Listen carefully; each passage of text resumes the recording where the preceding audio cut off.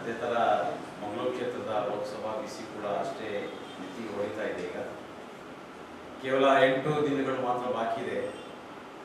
ಎಲ್ಲ ಪಕ್ಷಗಳು ಕೂಡ ಮೈದಾನದಲ್ಲಿ ಬಹಳಷ್ಟು ಪ್ರಚಾರ ಕಾರ್ಯ ಮಾಡ್ತಾ ಇದ್ದೀವಿ. ನಾವು ಕೂಡ ಎಲ್ಲರಿಗಿಂತ ಮುಂಚೂಣಿಯಾಗಿ ಇಟ್ಕೊಂಡು ಪ್ರತಿಯೊಂದು ತಾಲೂಕು, ಗ್ರಾಮ ಮತ್ತು ಪಟ್ಟಣ ಪರಿಸರಗಳಲ್ಲಿ ನಮ್ಮ ಕಾರ್ಯಕರ್ತರು ತಂಡೋಪತಂಡವಾಗಿ ಇವತ್ತು ಪ್ರಚಾರ ಕಾರ್ಯ ಮಾಡ್ತಾ ಇದ್ದಾರೆ.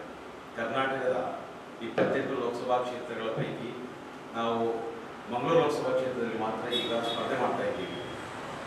ಇಲ್ಲಿ ಕಳೆದ 28 ವರ್ಷಗಳಲ್ಲಿ ಬಿಜೆಪಿ ಪಕ್ಷದ ಅಭ್ಯರ್ಥಿ ಗೆದ್ಕೊಂಡು ಬರ್ತಾ ಇದ್ದನ್ನು ನಾವು ಕಂಡಿದ್ದೇವೆ. ಅಭಿವೃದ್ಧಿಯಲ್ಲಿ ನಮ್ಮ ದಕ್ಷಿಣ ಕನ್ನಡ ಬಹಳಷ್ಟು ಹಿಂದೆ ಇರುವುದನ್ನು ಕೂಡ ನಾವು ಪತ್ರಕರ್ತರಿಗೆ ವಿಶೇಷವಾಗಿ ಹೇಳಬೇಕಾದ ಅವಶ್ಯಕತೆ ಇಲ್ಲ. ಇದೊಂದು ಶಿಕ್ಷಿತರ, ಬುದ್ಧಿವಂತರ ಜಿಲ್ಲೆ ಎಂಬ ಹೆಸರಿಗೆ ಮಾತ್ರ ಅಂತ ಕಾಣ್ತಾ ಇದೆ. ಯಾಕೆಂದರೆ ಅಭಿವೃದ್ಧಿಯ ದೃಷ್ಟಿಕೋನದಿಂದ ನೋಡಿದರೆ ನಮ್ಮ ದಕ್ಷಿಣ ಕನ್ನಡ ಜಿಲ್ಲೆ ಇತರ ಜಿಲ್ಲೆಗಳಿಂದ ಬಹಳ ಹಿಂದೆ ಉಳಿದಿದ್ದನ್ನು ನಾವು ಕಾಣಬಹುದು. ನಾನು ಪಕ್ಷದ ಪ್ರಚಾರಕ್ಕಾಗಿ ಇಡೀ ಗ್ರಾಮಾಂತರ ಪರಿಸರಕ್ಕೆ ಹೋದಾಗ ಈಗಲೂ ಕೂಡ ಕುಡಿಯುವ ನೀರಿನ ಸಮಸ್ಯೆ ಬಹಳ ಇದೆ. ಡ್ರೈ ಏರಿಯಾ, ನಮ್ಮ ಹಲವಾರು ನದಿಗಳು ಹರಿಯುವಂಥ ಈ ದಕ್ಷಿಣ ಕನ್ನಡ ಜಿಲ್ಲೆ, ನೇತ್ರಾವತಿ, ಗುರುಪುರ ನದಿ ಮುಂತಾದ ನದಿಗಳೆಲ್ಲ ವರ್ಷಂಪ್ರತಿ ಹರಿಯುತ್ತಾ ಇರುವಂಥ ಈ ಜಿಲ್ಲೆಯಲ್ಲಿ ಈಗಲೂ ಕೂಡ ಕುಡಿಯುವ ನೀರಿಗಾಗಿ ದೂರದಿಂದ ದೂರಕ್ಕೆ ನಡೆದುಕೊಂಡು ಹೋಗುವಂಥ ಹಳ್ಳಿಗಳನ್ನು ನೋಡಿದಾಗ ನಮ್ಮ ಕಣ್ಣಲ್ಲಿ ನೀರು ಬರ್ತಾ ಇರುವಂಥ ಒಂದು ಸ್ಥಿತಿ ಇದೆ. ಒಂದು.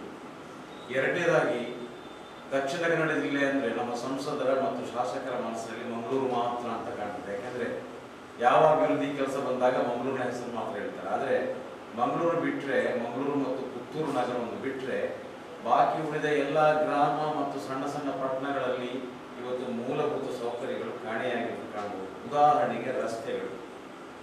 ಕೆಲವು ಹಳ್ಳಿಗಳಲ್ಲಿ ಟಾರ್ ಕಾಣದ ರಸ್ತೆ ಈಗಲೂ ಕೂಡ ಇದೆ. 70 ವರ್ಷ ಆಯಿತು ನಮಗೆ ಸ್ವಾತಂತ್ರ್ಯ ಸಿಕ್ಕಿ. ಟಾರ್ ಕಾಣದ ಹಳ್ಳಿಗಳು ಈಗಲೂ ಕೂಡ ಇದೆ, ಗ್ರಾಮಗಳು. ಕೆಲವು ಊರಿನಲ್ಲಿರುವಂತಹ ಶಾಲೆಗಳ ಅವಸ್ಥೆ ನೋಡಿದರೆ ಕೇವಲ ಒಂದು ಬಿಲ್ಡಿಂಗ್ ಮಾತ್ರ ಕಟ್ಟಿದ್ದಾರೆ ವಿನಃ ಬೇರೆ ಯಾವುದೇ ಮೂಲಭೂತ ಸೌಕರ್ಯಗಳು ಅಲ್ಲಿ ಇಲ್ಲದೇ ಇರುವುದನ್ನು ಕಾಣಬಹುದು. ಇದೇ ಕಾರಣಕ್ಕಾಗಿ ನಮ್ಮ ಬಡ ಜನತೆ ಮಕ್ಕಳು ನಮ್ಮ ಎಷ್ಟೇ ಕಷ್ಟಪಟ್ಟರು ಕೂಡ ಕಾನ್ವೆಂಟ್ಗೆ ಹೋಗ್ತಾ ಇರೋದು, ಕನ್ನಡ ಶಾಲೆಗಳಿಗೆ ಹೋಗುವುದಿಲ್ಲ. ಇದೆಲ್ಲ ಸಮಸ್ಯೆಗಳಿದ್ದರೂ ಕೂಡ ನಮ್ಮ ಸಂಸದರು ಮತ್ತು ಇದರ ಇನ್ನೊಂದು ವಿಶೇಷವಾಗಿರುವಂಥ ದೊಡ್ಡ ಸಮಸ್ಯೆ, ನಮ್ಮ ದಕ್ಷಿಣ ಕನ್ನಡ ಜಿಲ್ಲೆಯ ಪ್ರಮುಖ ಕೃಷಿಯಾಗಿರುವಂಥ ಗೇರು, ತೆಂಗು ಮತ್ತು ಕಂಗು, ಅದೇ ರೀತಿ ರಬ್ಬರ್, ಈ 4 ಕೃಷಿ ಉತ್ಪನ್ನ ಮಾಡುವಂಥ ಕೃಷಿಕರಿಗೆ ಯಾವುದೇ ರೀತಿಯ ಸಪೋರ್ಟ್ ಪ್ರೈಸ್ ಕೂಡ ಇಲ್ಲ, ಮಾರುಕಟ್ಟೆಯಲ್ಲಿ ಸಬ್ಸಿಡಿ ಕೂಡ ಇಲ್ಲ. ಅಂತಾರಾಷ್ಟ್ರೀಯ ಮಾರುಕಟ್ಟೆಯಿಂದ ಬರುವಂತಹ ಸರಕುಗಳಿಂದಾಗಿ ನಾವು ಬೆಳೆಯುವಂತಹ ಈ ಒಂದು ಸರಕಿಗೆ ಅಂತಾರಾಷ್ಟ್ರೀಯ ಮಟ್ಟದಲ್ಲಿ ಯಾವುದೇ ರೀತಿಯ ಪ್ರೋತ್ಸಾಹಕರವಾದ ದರ ಇಲ್ಲದ ಕಾರಣಕ್ಕಾಗಿ ಕೂಲಿ ಕೊಡಲಿಕ್ಕೂ ತತ್ವಾರಾಗಿರುವಂಥ ಒಂದು ವಿಶೇಷವಾದಂಥ ಒಂದು ಅವಸ್ಥೆ ನಮ್ಮ ಕರ್ನಾಟಕ ರಾಜ್ಯದ ಈ ಒಂದು ಬುದ್ಧಿವಂತ ಜಿಲ್ಲೆ ಇದೆ. ಮಂಗಳೂರಿಂದ ಬೆಂಗಳೂರಿಗೆ ಬರುವಂಥದ್ದು, ಮಂಗಳೂರಿಂದ ಧರ್ಮಸ್ಥಳಕ್ಕೆ ಹೋಗುವಂಥದ್ದು, ಮಂಗಳೂರಿಂದ ಮುಂಬೈ ಕಡೆಗೆ ಹೋಗುವಂಥದ್ದು, ಮಂಗಳೂರಿಂದ ಕೇರಳಕ್ಕೆ ಹೋಗುವಂಥ 4 ಹೆದ್ದಾರಿಗಳ ಅವಸ್ಥೆ ಎಷ್ಟರ ಮಟ್ಟಿಗೆ ಇದೆ ಅಂತ ಹೇಳಿದರೆ, ಇವತ್ತು ನಮಗೆ ಅತ್ಯಂತ ಖೇದಕರವಾದ ಸನ್ನಿವೇಶ, ಮಂಗಳೂರು ಪಂಪ್ವೆಲ್ನಲ್ಲಿ ಕೂಡ ಒಂದು ಸೇತುವೆ ಕಟ್ಟಲಿಕ್ಕೆ ಸಾಧ್ಯ ಇಲ್ಲದಂತ ಸಂಸದರು 10 ವರ್ಷಗಳಿಂದ ನೆನೆಗುದಿ ಬಿದ್ದಿದೆ. ಅಪಘಾತಗಳಾಗ್ತಾ ಇವೆ, ಜನ ಅಲ್ಲಿ ಧೂಳಿನಿಂದ ತುಂಬಿದ್ದಾರೆ. ಈ ಥರದ ಒಂದು ಸಮಸ್ಯೆ ನಮ್ಮ ಸಂಸದರು ಸುಮ್ಮನೆ ಅಲ್ಲಿ ಕೂತ್ಕೊಂಡು ಬೆಂಚಿ ಬಿಸಿ ಮಾಡ್ತಾ ಇದ್ದಾರೆ ಅಷ್ಟೇ, ಬೇರೆ ಏನು ಮಾತಾಡ್ತಾರೆ. ಒಂದು ಮಾತನ್ನು ಕೂಡ ಹೇಳಲಿಕ್ಕೆ ಅವ್ರಿಗೆ ಕೆಪಾಸಿಟಿ ಇಲ್ಲ. ನಾನು ಅವರ ವಿಡಿಯೋ ನೋಡಿದೆ, 1,80,00,000 ಅಂತ ಹೇಳ್ತಾರೆ, 1,38,00,000 ಅಂತ ಹೇಳ್ತಾರೆ. ಫಿಗರ್ ಕೂಡ ಹೇಳಲಿಕ್ಕೆ ಬರುವುದಿಲ್ಲ ಅಂತ.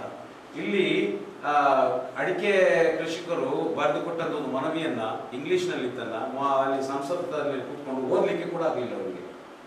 ಇಂಥ ಸಂಸತ್ತರನ್ನು ನಾವು ಕಳಿಸಿ, ಅದು ಕೂಡ ಬುದ್ಧಿವಂತರ, ಶಿಕ್ಷಿತರ ಜಿಲ್ಲೆ ಅಂತ ಹೇಳುವಂಥ ಈ ಜಿಲ್ಲೆಯಿಂದ ಏನೋ ಒಂದು ಇಂಗ್ಲಿಷಲ್ಲಿ ಓದಲಿಕ್ಕೆ ಸಾಧ್ಯ ಇಲ್ಲದ ಒಂದು ಸಂಸತ್ ಕಳಿಸಿದ್ದಾರೆ. ಇದರ ನಷ್ಟ ಯಾರಿಗೆ? ಪಕ್ಷಕ್ಕೆ, ಅವರಿಗೆ ಅವರವರ ಪಕ್ಷಕ್ಕೆ ನಮ್ಮ ಒಂದು ಸೀಟ್ ಗೆದ್ದಿದ್ದ ಹೇಳ್ಬೋದು. ಆದರೆ ಟೋಟಲ್ ನಮ್ಮ ದಕ್ಷಿಣ ಕನ್ನಡ ಜಿಲ್ಲೆ 17 ಲಕ್ಷ ಓಟ್ ಮತದಾರ ಯಾರಿದ್ದಾರೆ ಅವರಿಗೆ ಬಹಳ ದೊಡ್ಡ ನಷ್ಟ. ಇದು ಒಂದು ಕಡೆ. ಇನ್ನೊಂದು ಕಡೆ ನಮ್ಮ ಜಾತ್ಯತೀತ ಪಕ್ಷವಾಗಿರುವಂಥ ಕಾಂಗ್ರೆಸ್ ಹೇಳಿಕೊಳ್ಳಲಿಕ್ಕೆ ಮಾತ್ರ ಜಾತ್ಯತೀತ, ಸೆಕ್ಯುಲರಿಸಮ್ ಅಂತಾರೆ. ಆದರೆ ಅವರು ಕೂಡ ಕೇಸರಿ ಶಾಲು ಹಾಕ್ತಾರೆ, ಅವರು ಕೂಡ ಗೋಪೂಜೆಯನ್ನು ಮಾಡ್ತಾರೆ, ಅವರು ಕೂಡ ಮಂದಿರ ಕಟ್ತೇವೆ ಅಂತೇಳಿ ಈಗಲೂ ಕೊಡ್ತಾ ಇದ್ದಾರೆ.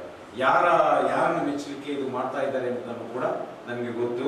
ಹಾಗಾಗಿ ಇಲ್ಲಿ ನಮಗೆ ಒಂದು ಸೋಗಿನ ನಕಲಿ ಜಾತ್ಯತೀತ ಕೂಡ ನಮಗೆ ಬೇಡ, ನಮಗೆ ಇಲ್ಲಿ ಕೋಮುವಾದ ಪಕ್ಷವು ಕೂಡ ಬೇಡ. ನಮಗೆ ನಿಜವಾಗಿರುವಂತಹ ಜನರ ಜಾತಿ ಮತ ಭೇದವಿಲ್ಲದೆ ಈ ಜಿಲ್ಲೆಯ ಅಭಿವೃದ್ಧಿಗಾಗಿ ದುಡಿಯುವಂತಹ ಒಂದು ಸಂಸದರನ್ನು ಆಯ್ಕೆ ಕಳಿಸುವುದೇ ನಮ್ಮ ಸೋಷಿಯಲ್ ಡೆಮೊಕ್ರಾಟಿಕ್ ಪಾರ್ಟಿ ಆಫ್ ಇಂಡಿಯಾದ ಪ್ರಮುಖ ಉದ್ದೇಶ ಆಗಿರ್ತದೆ. ಈಗ ನಾನು ಅದರ ಅಭ್ಯರ್ಥಿಯಾಗಿ ನಿಂತಿದ್ದೇನೆ. ಪ್ರಮುಖವಾಗಿ ನನ್ನ ಪಕ್ಷದ ಮತ್ತು ನನ್ನ ಒಂದು ಮುಖ್ಯ ಧ್ಯೇಯ ಏನಂದರೆ, ಇಲ್ಲಿ ಮೊತ್ತ ಜಿಲ್ಲೆಯಲ್ಲಿ ಶಾಂತಿ, ಸೌಹಾರ್ದತೆ ಮತ್ತು ಭ್ರಾತೃತ್ವ ಬೇಕು. ನಾವು ಜಾತಿ ಹೆಸರಿಟ್ಕೊಂಡು ನಾವು ಧರ್ಮದ ಹೆಸರು ಹೊಡೆದಾಡಿಕೊಳ್ಬಾರದು. ಧರ್ಮ, ಮಂದಿರ, ಮಸೀದಿ, ಚರ್ಚು ಇದೆಲ್ಲ ಅವರವರಿಗೆ ಬಿಟ್ಟದ್ದು. ಅದನ್ನು ಸಮಾಜದಲ್ಲಿ ಇಟ್ಕೊಂಡು ಬಂದು ಅದರಲ್ಲಿ ಹಾಗೆತನ ಉಂಟು ಮಾಡಿ, ದ್ವೇಷ ಉಂಟು ಮಾಡಿ, ಪರಸ್ಪರ ನಾವು ಮುಖವನ್ನು ನೋಡದೇ ಇರುವಂಥದ್ದು ಪರಿಸ್ಥಿತಿ ನಿರ್ಮಾಣ ಮಾಡುವುದಾದರೆ ಜಿಲ್ಲೆಗೆ ಬೆಂಕಿ ಹಚ್ಚುವ ಕೆಲಸವನ್ನು ಖಂಡಿತವಾಗಿ ಮಾಡಬಾರದು. ಬದಲಾಗಿ ಈ ಜಿಲ್ಲೆಗೆ ಶಾಂತಿ, ಪ್ರೀತಿ ಬೇಕು. ನಮಗೆ ಪ್ರೇಮ, ಉತ್ಸಾಹ. ಸಣ್ಣದಿರುವಾಗ ಯಾವ ರೀತಿಯಲ್ಲಿ ನಾವು ಕಬಡ್ಡಿ, ಕ್ರಿಕೆಟ್ ಎಲ್ಲ ಒಟ್ಟಿಗೆ ಆಡ್ತಾ ಇದ್ದೀವಿ. ನಮ್ಮ ಮನೆಗೆ ಹಿಂದೂಗಳು ಬರ್ತಾ ಇದ್ವು, ಹಿಂದೂಗಳ ಮನೆಗೆ ನಾವು ಹೋಗ್ತಾ ಇದ್ದೀವಿ.